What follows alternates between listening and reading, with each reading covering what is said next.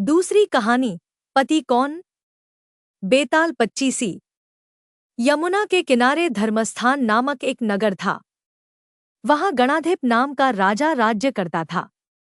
उसी नगर में केशव नाम का एक ब्राह्मण भी रहता था। वह प्रतिदिन यमुना के तट पर जप तप करता था। उसकी एक पुत्री थी जिसका नाम मालती था। वह अत्यंत रूपवती थी। जब वह विवाह योग्य हुई तो उसके माता पिता और भाई को उसके विवाह की चिंता सताने लगी। संयोगवश एक दिन जब ब्राह्मण किसी यजमान की बारात में गया हुआ था और उसका पुत्र पढ़ाई के लिए बाहर गया था, तभी एक ब्राह्मण युवक उनके घर आया। लड़की की मां ने उसकी सुशीलता और सुंदरता देखकर उससे कहा कि वह अपनी पुत्री का विवाह उसी से करेगी। होनहार की बात यह थी कि उधर ब्राह्मण पिता को भी एक अन्य योग्य युवक मिला और उसने भी उसी से विवाह का वचन दे दिया। उधर ब्राह्मण पुत्र भी जहां अध्ययन कर रहा था, वहां उसने भी एक अन्य युवक को अपनी बहन का हाथ सौंपने का आश्वासन दे दिया। कुछ समय बाद जब पिता, पुत्र और अन्य युवक घर लौटे तो वहां पहले से ही एक तीसरा युवक उपस्थित था।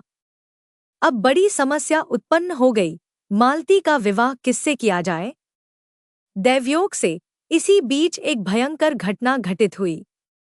मालती को एक सांप ने डस लिया और उसकी मृत्यु हो गई। उसके माता पिता, भाई और तीनों युवक अत्यंत दुखी हो गए। उन्होंने विभिन्न वैद्यों और मंत्रियों को बुलाया, लेकिन कोई उपचार नहीं हो सका। निराश होकर वे उसकी अंत्येष्टि के लिए श्मशान ले गए और क्रियाकर्म संपन्न कराए। तीनों युवकों ने अलग अलग निर्णय लिए। एक ने उसकी हड्डियां चुन ली और सन्यासी बनकर जंगल में चला गया। दूसरे ने उसकी राख को एक गठरी में बांध लिया और वहीं एक झोपड़ी बनाकर रहने लगा। तीसरा योगी बनकर देश देश घूमने लगा। कुछ समय बाद तीसरा युवक एक नगर में पहुंचा और एक ब्राह्मण परिवार के घर भोजन करने बैठा। जैसे ही ब्राह्मणी भोजन परोसने आई, उसका छोटा पुत्र उसके आंचल को पकड़कर जिद करने लगा। ब्राह्मणी ने उसे समझाया, डांटा, यहाँ तक कि मारा, लेकिन वह नहीं माना। क्रोधित होकर उसने अपने पुत्र को जलते चूल्हे में फेंक दिया। लड़का तुरंत जलकर राख हो गया। यह देखकर युवक स्तब्ध रह गया और भोजन किए बिना ही उठ खड़ा हुआ। घरवालों ने बहुत आग्रह किया, लेकिन उसने कहा, जिस घर में ऐसी राक्षसी मां हो, वहां मैं भोजन नहीं कर सकता। इतना सुनकर गृहस्वामी भीतर गया और संजीवनी विद्या की पोथी लाकर एक मंत्र पढ़ा। जलकर राख हो चुका बालक तुरंत जीवित हो गया। यह देखकर युवक सोचने लगा, यदि यह पोथी मेरे हाथ लग जाए तो मैं भी मालती को पुनः जीवित कर सकता हूँ।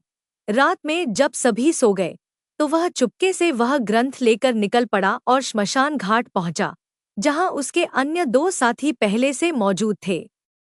जब उसने बताया कि उसे संजीवनी मंत्र मिल गया है और वह मालती को पुनर्जीवित कर सकता है, तो दोनों ने हड्डियां और राख निकाल ली। युवक ने मंत्र पढ़ा और देखते ही देखते मालती जीवित हो गई।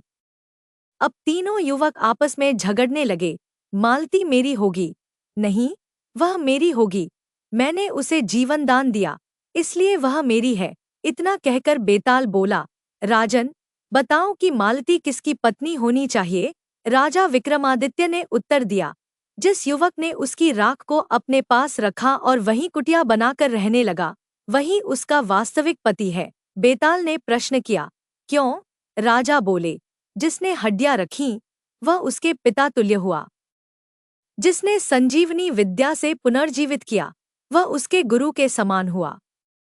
लेकिन जिसने उसकी राख को संभाल कर रखा और उसी स्थान पर बस गया, वही उसके प्रति सच्चा प्रेम रखता था, अतः वह ही उसका वास्तविक पति है।